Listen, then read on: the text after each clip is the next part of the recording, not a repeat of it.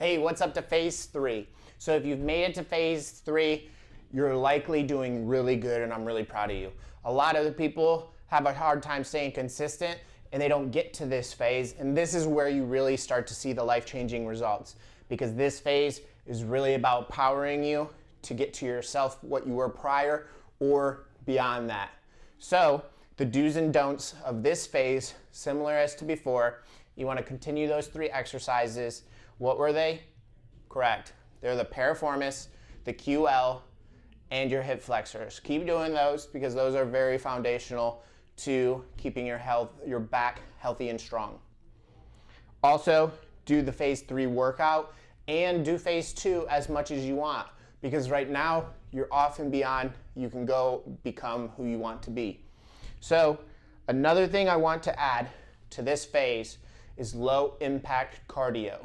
Now this is going to be you're riding the bike, you're walking but for exercise, so getting your heart rate up a little bit higher, the ellipticals, those things really good for your overall health and to excel you forward to make sure your back and core stays nice and healthy and strong.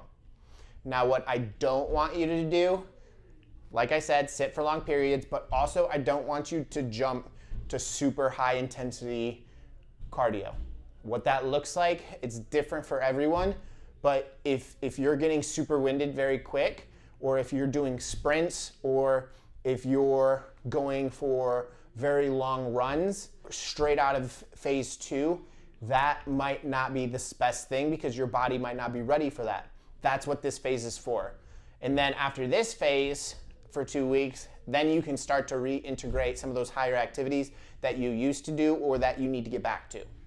So the first 3 things can be done with dumbbells, okay? We're gonna do goblet squats, we're gonna do dumbbell RDLs, and we wanna do overhead press, okay? Now you're probably thinking, okay, what is my legs and my shoulders? Why are we working this? But if your extremities are weak, whether it's your arms or legs, then your back is gonna have to compensate or do more than what it's supposed to, and it can cause injury. So pick up some dumbbells, preferably some that are light for you. Go ahead and we'll do overhead press, okay? And same with this phase, we can just do 2 sets of 10. And 2 sets of 10 with each of these should be a great start to get us booming in phase 3 and beyond. I feel like Buzz Lightyear for a second, okay? The next one is going to be RDLs with dumbbells. You could do it with a kettlebell. We can do it with 1 dumbbell even, okay? We'll do it like this because it'll go very well to our next one. So RDLs, I like to think of it as you have groceries in your hands and you need to shut your car door with your butt. It's literally that movement. So I'll go off to the side, holding groceries, pushing our butt back. Slight knee bend is okay, but we want to keep our back nice and straight. A good way to do this is bringing our shoulders back, okay? So 2 things, bring our shoulders back and then go down like we would closing a car door with our butt. All right? Just like this and going down, okay? Now, if you can't do this or you're having a difficult time, try keeping your hands up against your legs at all time. So it'll look like this. Everything is the same. We're just keeping our hands up against our body. And once you can get this pattern down, then we can add weight, okay? And I strongly encourage you to record yourself and compare it to my video that we're watching right now. But then when we add weight, like I said, start with lightweight for you. This is lightweight for me.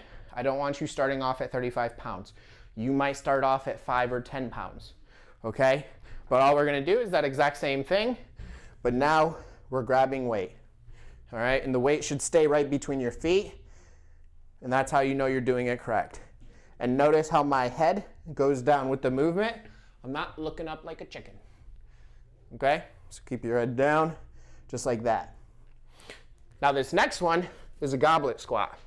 It's gonna be similar. We're just gonna hold this close to our chest, feet slightly out from hip width, and we're gonna go down and back up. Same thing, 2 sets of 10 for these. And start with 5 or 10 pounds because that'll be light for you. Now these next things you can do at home, but also you can do these at a gym if you have a machine. If you have bands, you can do rows with the band, but because we're in a gym, we're gonna head out there and I'll show you some things that you can do there. All right, so this next one is gonna be machine row. This is gonna be a great exercise for your lats and your overall back in general. So what we're gonna do, find our machine that we can grab. That's a row machine. And we're just gonna keep our elbows down, pulling it back. Very simple. The seated row machine will guide us through the movement that we need to. The key thing is making sure we bring our elbows back and close to our side, keeping our shoulders down. If we do those two things, you're gonna do this exercise correct. But if you don't have a machine, you can also use a cable. Let's hop right next door to do the cable row. All right, now we hop next door to a cable row. Similar concept, we have a close grip attachment, but we're gonna keep our elbows down and our shoulders down and bring them to our side. So it'll look like this. And notice how it's a nice slow controlled movement. I'm not going fast at all. It's nice, slow controlled, shoulders down, elbows to the side, bringing it to us and controlling it back. So that's 2 ways you can hit your back and your lats to be stronger. It'll help with your posture and it'll help with your back pain.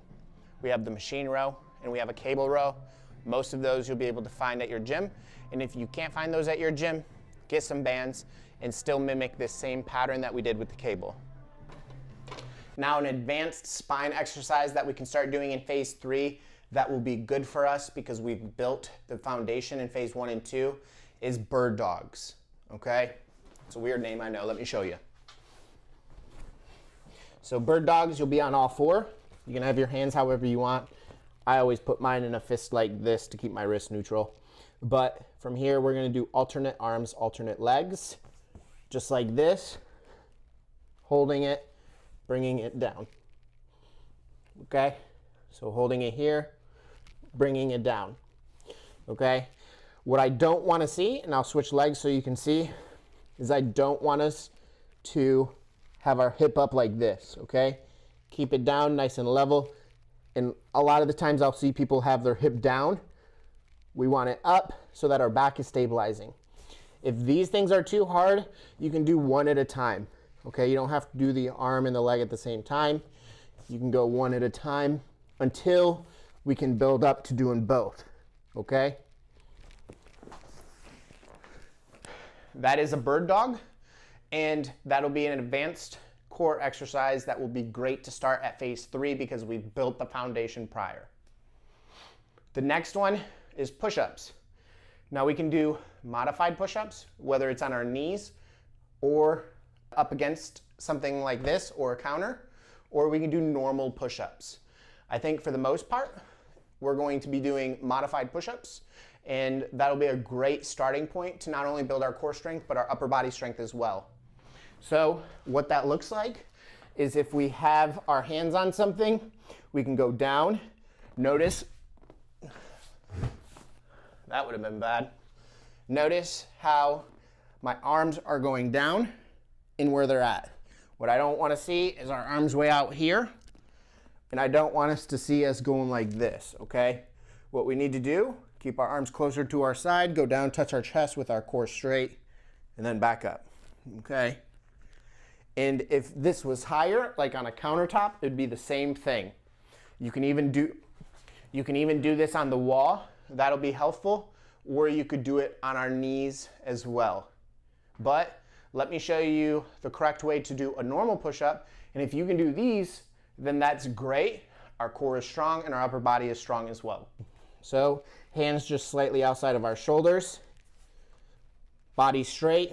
When we go down, our arms stay to our side, barely touching our chest and coming back up. Just like that. Now we have one last exercise. It's going to be a suitcase carry, and we're just going to go ahead. We're going to grab a dumbbell and walk with one on one side only for a certain amount of distance. If we want to keep it with the 2 sets of 10 that we've been doing, you can do 10 feet or 10 yards, okay? Let's go ahead, show you how to do this one. So like I said, we're gonna pick a weight that's comfortable for us. We're gonna have it on one side only, and we just wanna walk either 10 feet or 10 yards.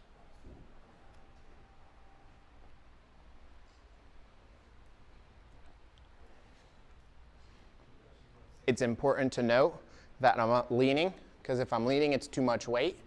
A little lean might be okay, because it's normal, but we should be able to keep the weight exactly to our side, and this is working our opposite side of our back. So if you start to feel a burning sensation, or like a side is working, that's great, that's because it is. And that is the end of the phase 3 exercises. So keep doing these. Like I said, reintroduce low impact cardio.